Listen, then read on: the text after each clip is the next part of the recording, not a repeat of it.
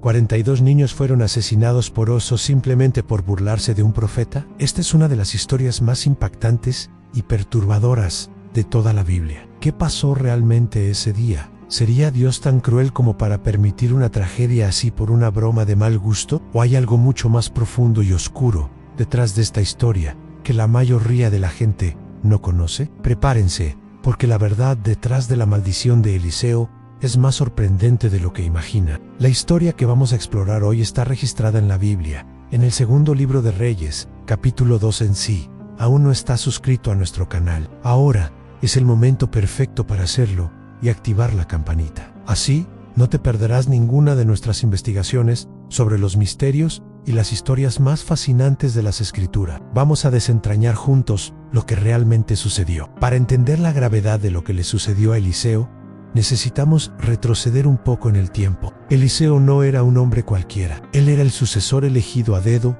por el propio Dios para continuar el ministerio de uno de los profetas más grandes de Israel.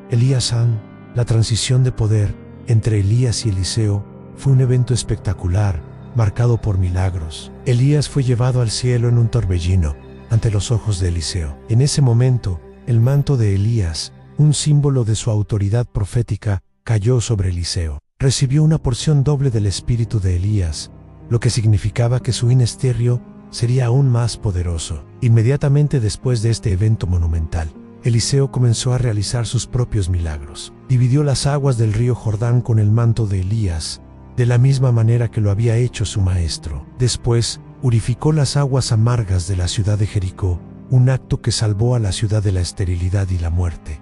Estos milagros no eran solo demostraciones de poder, eran la confirmación divina de que Eliseo era, de hecho, el nuevo profeta de Dios en Israel. La noticia de estas hazañas se extendió rápidamente. Es en este contexto que Eliseo está viajando de Jericó a Betel, y es aquí donde nuestra historia toma un rumbo oscuro e inesperado. Betel no era una ciudad cualquiera. Históricamente era un lugar sagrado, donde Jacob tuvo su famoso sueño de la escalera que conectaba la tierra con el cielo. Sin embargo, en tiempos de Eliseo, Betel se había convertido en el epicentro de la idolatría en Israel. El rey Jeroboam, siglos antes, había erigido allí un becerro de oro para que el pueblo lo adorara, desviándolos del verdadero Dios. Betel era un centro de rebelión espiritual, un lugar hostil a los verdaderos profetas del Señor, mientras Eliseo subía por el camino hacia esta problemática ciudad. Un grupo de jóvenes salió de Betel y comenzó a burlarse de él. Ellos gritaban: "Sube, calvo, sube, calvo". A primera vista, parece una provocación infantil, un insulto sobre su falta de cabello. Pero, en el contexto de la época y el lugar, esa frase tenía un significado mucho más siniestro y profundo. Primero, analicemos el término jóvenes. La palabra hebrea utilizada puede referirse a muchachos, pero también a hombres jóvenes, no necesariamente a niños pequeños. Algunos estudiosos sugieren que podrían haber sido un grupo organizado, tal vez incluso aprendices de los falsos profetas de Betel.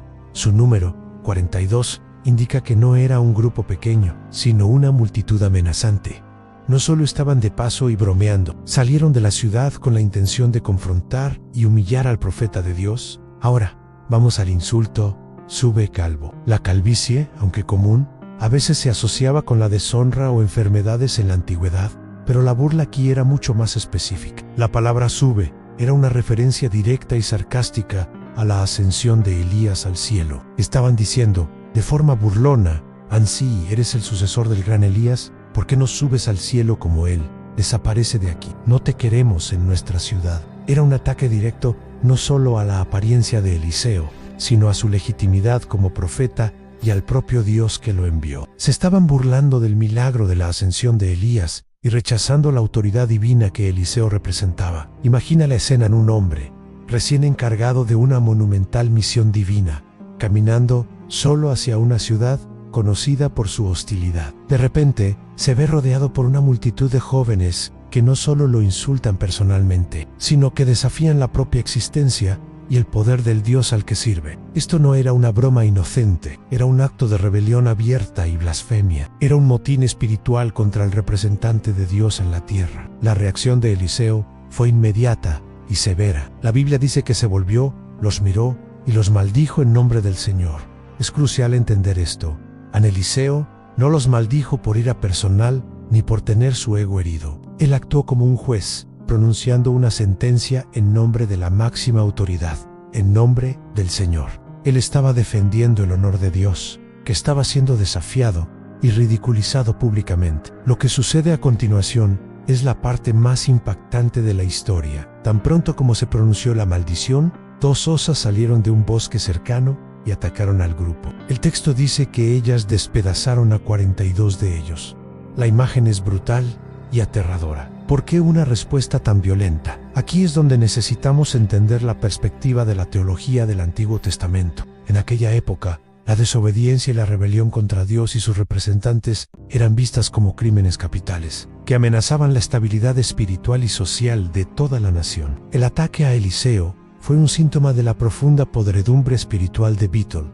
Permitir que tal acto de blasfemia quedara impune sería como permitir que un cáncer se extendiera por todo el cuerpo de Israel. El juicio que siguió fue una demostración terrible, poderosa, de que Dios es santo y no tolera ser ridiculizado. Fue una advertencia severa para toda la nación. La rebelión contra Dios tiene consecuencias mortales. Las osas no aparecieron por casualidad. Ellas fueron el instrumento del juicio divino. En la Biblia, la naturaleza a menudo actúa como agente de la voluntad de Dios, ya sea en bendiciones o en maldiciones. El hecho de que sean 2 osas puede simbolizar la fuerza y la certeza del juicio. El número 42 también aparece en otros contextos de juicio en la Biblia, lo que sugiere que este no fue un evento aleatorio. Entonces, ¿Dios es cruel? Esta historia nos obliga a confrontar un aspecto de Dios que muchas veces preferimos ignorar, en su santidad y su justicia. El mismo Dios que es amor y misericordia es también un Dios de perfecta justicia que no puede ignorar el pecado y la rebelión. El evento en Beetle sirve como un sombrío recordatorio de que burlarse de Dios y de sus propósitos no es un asunto trivial. Para el pueblo de aquella época, el mensaje fue claro y aterrador. El nuevo profeta, Eliseo, portaba la misma autoridad divina que Elías. Desafiar a Eliseo era desafiar al propio Dios. Este evento probablemente aseguró que Eliseo pudiera llevar a cabo su ministerio sin más este tipo de oposición directa, allanando el camino para las innumerables obras de curación y salvación que realizaría más tarde. Esta historia no es fácil de digerir. Ella nos desafía y nos perturba, pero nos enseña una lección vital sobre el respeto, la reverencia y las consecuencias de desafiar lo sagrado. No se trataba de niños haciendo una broma a un hombre calvo. Se trataba de una rebelión organizada contra la autoridad de Dios en una ciudad que ya se había entregado a la idolatría. El juicio fue rápido y terrible, un incendio que consumió la rebelión antes de que pudiera extenderse aún más. Es un recordatorio de que, aunque Dios es infinitamente paciente, su justicia, cuando llega, es absoluta. Gracias por ver hasta el final. Esta es una de esas historias que nos hacen pensar y cuestionar, y por eso es tan importante estudiarla. ¿Cuál es su opinión sobre este evento? Deje su comentario abajo. Hablemos de esto. No olvides dejar tu like, suscribirte al canal y compartir este video. Hasta la próxima.